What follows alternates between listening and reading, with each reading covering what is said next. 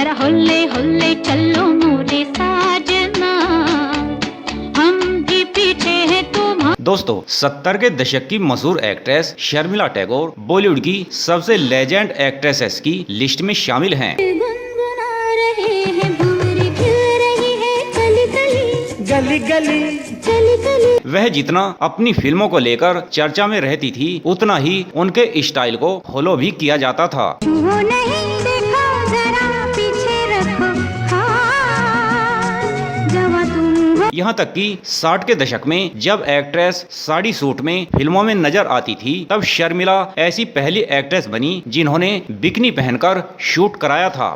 यही वो जगह है, यही वो फिजा। जिस पर उस वक्त काफी ज्यादा विवाद भी हुआ था। तो चलिए जानते हैं उनसे जुड़े दिलचस्प किस्सों के बारे में। रूप तेरा मस्ताना, प्यार मेरा दीवाना, भूल कोई। दोस्तों शर्मिला टैगोर ने अपने करियर की शुरुआत सत्यजीत रे की बंगाली फिल्म अपूर्व संसार से की थी। इसके बाद उन्हें बॉलीवुड की कश्मीर की कली से डेब्यू किया गया। ये देख के दिल झूमा, ले प्यार ने। दोस्तों यह फिल्म सुपरहिट रही। फिल्म में उनके साथ हीरो शम्मी कपूर थे। मेरी जान तुम पे सदके एहसान। दोस्तों शर्मिला टैगोर भारत की पहली ऐसी एक्ट्रेस थी जिन्होंने बिकनी पहनी थी। हम और तुम और हम, खुश है यूं।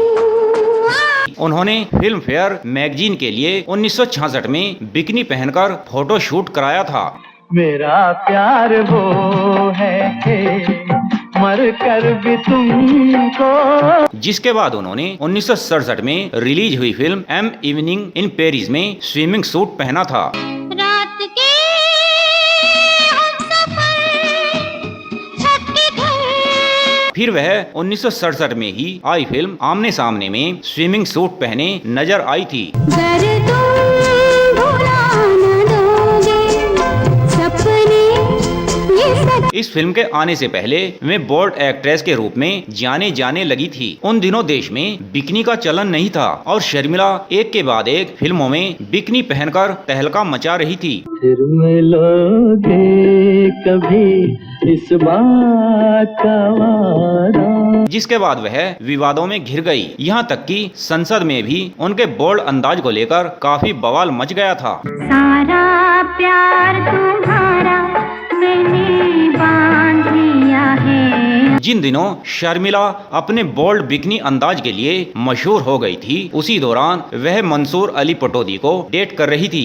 मेरे दिल में आज क्या है तू कहे तो मैं। दोनों की पहली मुलाकात सन 1965 में दिल्ली में हुई। शर्मिला उन दिनों एक फिल्म की शूटिंग के सिलसिले में दिल्ली आई हुई थी। दिल से दिल मिलने का कोई कारण होगा बिना का। उस समय जूनियर पटौदी भी वहीं थे। पटौदी इस समय टीम इंडिया के कप्तान भी थे। वह उस समय दुनिया के सबसे युवा कप्तान थे। मेरे सपनों की रानी कब आएगी तू, आए रुत मस्तानी कब। इनकी मुलाकात दोनों के कॉमन फ्रेंड्स के जरिए हुई। पहली नजर में शर्मिला पटौदी को भा भी गई थी, सुना आंगन था। लेकिन अभी उनके लिए आगे की राह इतनी आसान नहीं रही और उनका छोटा सा दिल जीतने में पटौदी को करीब 4 साल लग गए। कितनी अकेली, कितनी तन्हा सी लगी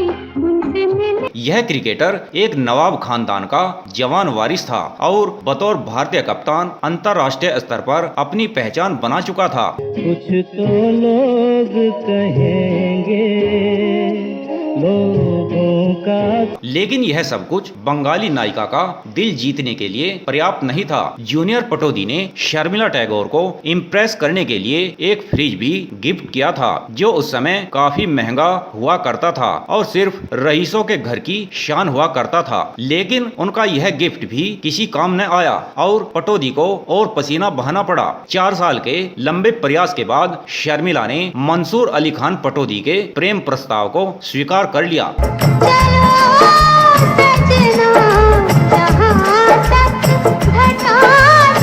कहा जाता है कि शर्मिला जब भी पटौदी का मैच देखने जाती थी तो वह उनका स्वागत छक्के से किया करते थे। कुछ साल तक रोमांस करने के बाद दोनों ने जब शादी करने का फैसला लिया तो यह बात उनके घर वालों को पसंद नहीं आई और दोनों के परिवारों ने इस शादी के लिए हरी झंडी देने से मना कर दिया। शर्मिला के माता पिता नहीं चाहते थे कि उनकी बेटी किसी नवाब से शादी करे। वहीं पटौदी के घर वाले नहीं चाहते थे कि उनके बेटे की शादी फिल्म में काम करने वाली किसी लड़की से हो। लेकिन दोनों के प्यार में इतनी गहराई थी कि लंबे संघर्ष के बाद दोनों अपने अपने घर वालों को मनाने में कामयाब हो ही गए। घर से हरी झंडी मिलने के बाद शर्मिला को शादी से पहले अपना धर्म परिवर्तन करना पड़ा और वह शर्मिला से आयशा सुल्ताना बन गई। वह अपनी फिल्म के पोस्टर में बिकनी पहने नजर आ रही थी। जगह जगह उनके बोल्ड पोस्टर लगे थे। उन्हीं दिनों शर्मिला को पता चला कि मंसूर अली खान की मां मुंबई उनसे मिलने आ रही हैं। ये सुनते ही शर्मिला के होश उड़ गए,